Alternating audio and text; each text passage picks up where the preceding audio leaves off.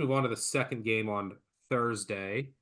And let's talk about a team that got a very bizarre seed line in Duquesne with an 11 seed, the same as New Mexico. I think, I'm not sure, pretty lazy job by the committee there, who I think just had that spot open no matter what. We talked about that previously this week, but Duquesne will face BYU, who dropped from a 5 to a 6 due to a procedure, so they don't have to play on Sundays.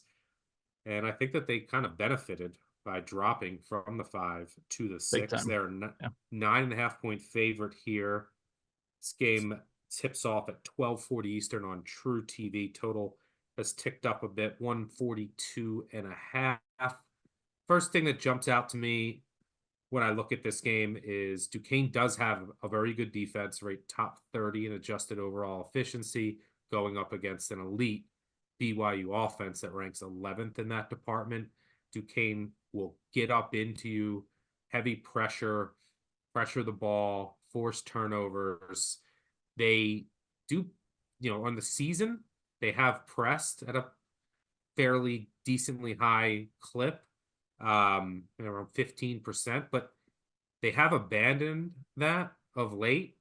Curious to see if they do bring it back. BYU does take care of the ball well, but they have some curious splits against the press this year.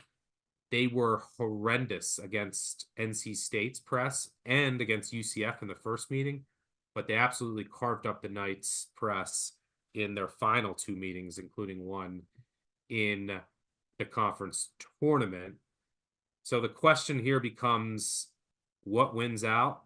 The elite BYU offense or the Duquesne, very good and underrated defense? I will say a couple things that do stand out to me are the rebounding should be heavily in BYU's favor, in addition to their overall size.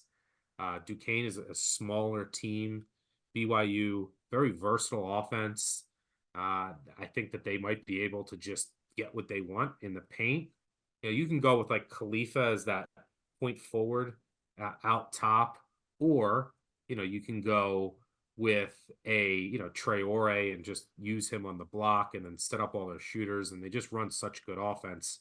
Whereas Duquesne, they're a hard team to predict what they're gonna do offensively because they are so reliant on Clark and Grant, Jimmy Clark and Day Grant, just taking and trying to make tough shots, which can lead to extended droughts.